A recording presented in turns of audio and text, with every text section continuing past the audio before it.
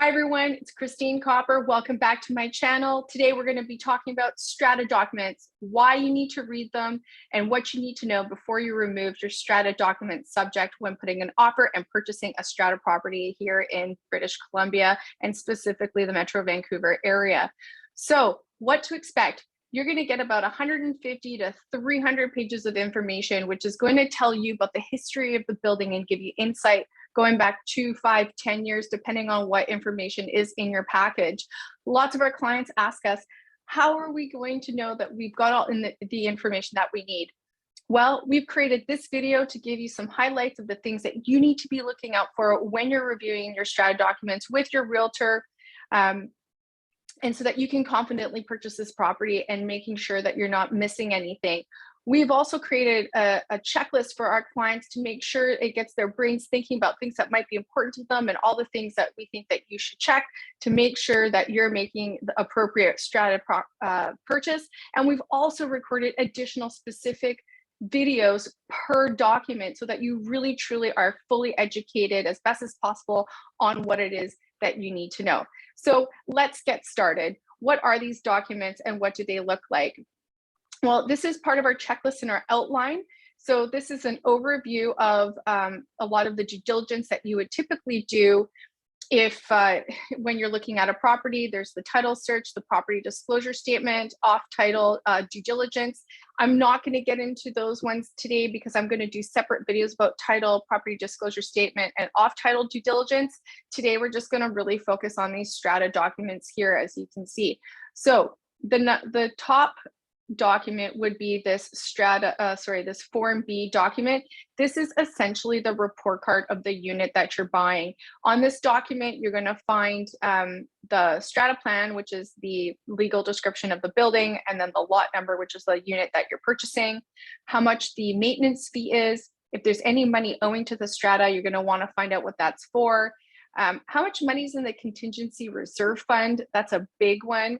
You know, it's there for emergencies, but it's also there for taking care of the building because components do need to be replaced over time and you want to be saving up for those things.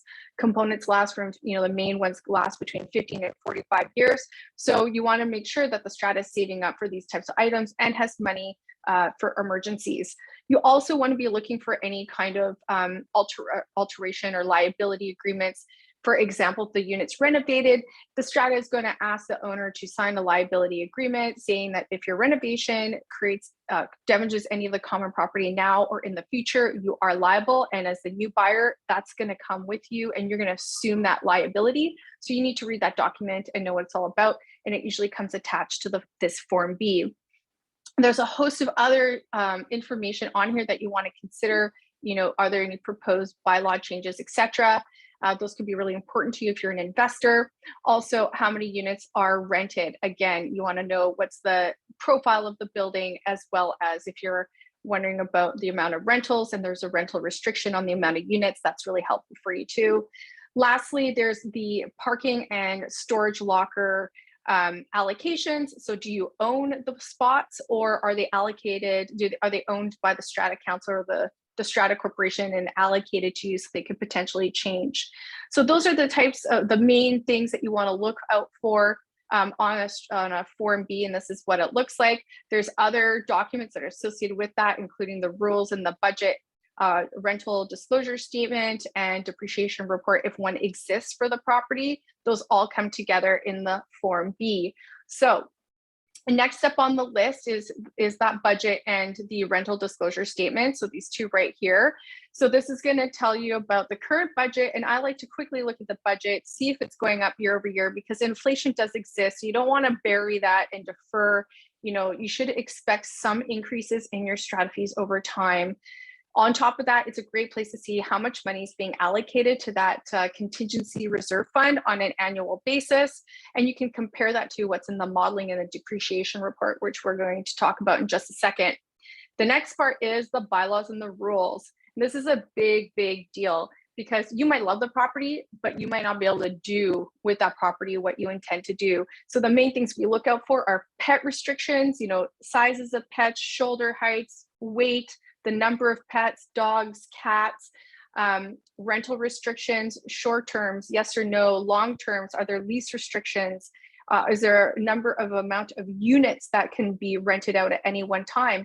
And if there is, if you're one of those rental units, what happens if your tenant leaves? Does your unit go back to the pool, or can you re-rent your unit? Those are some very, very important considerations in the bylaws. Other things like, are you allowed to have a barbecue on your balcony? Can you switch out the flooring to hardwood flooring? Because some buildings restrict it. And the other really, really big one is insurance. Today, you need to know, how do your bylaws deal with insurance? For example, a water loss, you have a leak in your unit and you damage 20 units below you. Do the bylaws say that the leak just has to emanate from your unit and therefore you're responsible for the strata's deductible? Or do they have to prove that it was something negligent within your unit and that's what causes the liability to rest on your shoulders? So those are some really important considerations when understanding the strata corporation that you're buying into and how it works.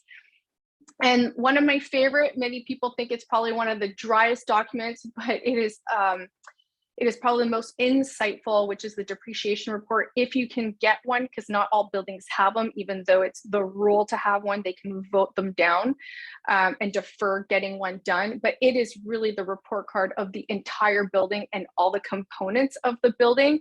It's going to go through and show you, when are these things going to need to be replaced? And it's going to give you a nice graph, and it's going to show you here the years where you're probably going to need more money than what you're putting in today in order to cover these replacements. And how that's done is with a special levy. So an assessment done on all the owners, done by, generally speaking, their unit size. And that's how you replace these components. And some of these can be extremely expensive. So you want to be aware of those things. Now, having said that, even if a building needs to have some work and it's coming up in the near-term future, it's better to know about it and plan for it. And in fact, those buildings are probably better than the ones that defer. They sweep so much under the rug that those items are going to be so much more costly and lead to other problems. So don't be scared away if you see some upcoming expenses. Just make sure you can financially deal with them. And they're also not written in stone. They're basically done on a timeline. If it's a depreciation report, it's, like the roof usually lasts about 20 years. Year 18 doesn't mean that at year 20, the roof is going to blow up and it's not going to work anymore. It might last another 5 or 10 years if it's been well maintained and it's weathering well. It gives the strata more time to save up for that. So you got to use your common sense, but it's just a great FYI. You need to be aware this is coming up in the future. Engineering reports are different. They actually have engineers come through, and sometimes they do even more invasive testing. They will check pipes, they will drill holes in the wall, and they'll really get a good idea of where things are at. Those are actually even more valuable to help you understand the situation, or if you're concerned about upcoming components, if they really are going to need to be replaced. So that's the depreciation report. I have actually a really good example here. This is one where it shows you the amount of money in the reserve fund, how much is contributed annually, what they project that you should do on an annual increase in terms of an increase to your contribution. So you can find this contribution on the budget and see how this matches with this plan. And then you can see other contribution, and those would be what we consider a special levy. And if you want to find out, well, what is this $5 million expense? This happens to be, by the way, hundreds of units, concrete, waterfront building. So this has a lot of amenities, and it's a very, very high-end building. So this is a very large expenditure, but you can go deeper into the depreciation report to find out what are those components and really understand what is the likelihood of this coming together down the pipeline. Financial statements, they're also really important because you want to know, how is the strata run? Are they running at deficits every single year? So you want to take a look at that. You're going to get your balance sheet and your income statement, and you can see what's on there. Insurance is usually the biggest expense. You also can see what's included in strata fees. If you've got gas stoves or fireplaces, there could be a line item for that, and all the other expenses that the budget is derived from. And then that budget, the total expenses, are then split up amongst all the strata fees. And we talk more about that in one of my more in-depth videos. And what else can I say? Yeah, so financial statements, that just gives you a general idea of what's going on there. The next one, of course, is the great meat and potatoes of the building. It's how it's being run, and these are the meeting minutes. The big ones are the AGM minutes. Those happen once a year, and this is where the budget is approved every year by the ownership, as well as any special levies are approved. The same things can happen in these extraordinary or general meetings. That's what they're there for.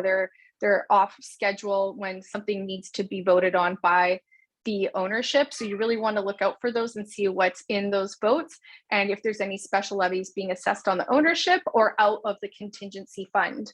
On the annual general meeting minutes, you also look out for, if you can, find the president's report, because that will give you a lot of insight on the projects and what's going on in the building, what they've achieved, what they're thinking about doing in the future. Excellent information there. And then the Strata Council meeting minutes are more of the day-to-day operations. It's nothing that's super important that needs to go into the AGMs, unless, of course, they do identify something that needs to be discussed at an AGM. But here you're going to get insights on, what the ownership is saying. They're talking about noise complaints, break-ins, anybody have pets in the building that's not supposed to, or illegal rentals or anything like that. So that will give you the insight into those types of topics, as well as, what contracts are being approved for landscaping and snow removal, etc.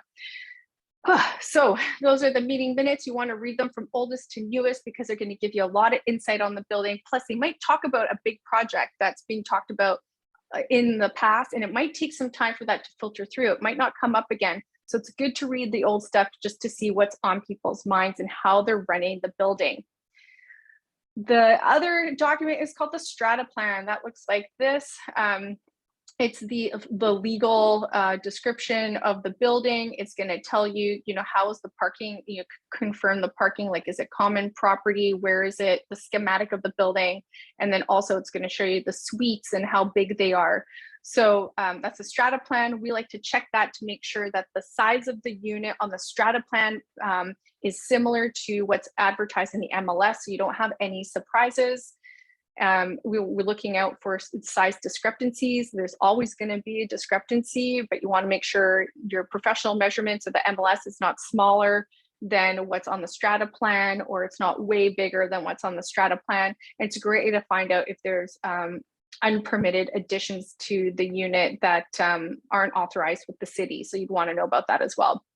And lastly is insurance. This is the biggest topic that's been discussed, and it's because it's one of the biggest line items for stratas. Now, the insurance strata cover note looks like this, and it talks to you about, how much is the building worth and what it would cost to replace it, and then these deductibles here. So these are the types of deductibles you're looking for. And the reason why these are really important is because we have arrived at a point in BC where some buildings have had a hard time getting insurance, particularly during flood season or fire season. So you need to be aware where you're located. Is the building insurable? Can you get insurance for deductibles of this size? This is insurable by a few insurers, but some of the deductibles are $250,000 plus. And at those levels, there's 0 to very like 1 or 2 insurers that might go up that high. And you have to realize that below the deductible, you're responsible for that cost. So you need to come up with plans on how to deal with that.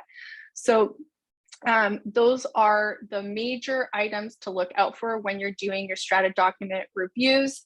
I hope you found that information valuable. So when you're thinking about removing your strata subjects in your offer, you are good to go. So thank you so much. If you liked that video, make sure you subscribe and like below, and we will see you soon. Cheers.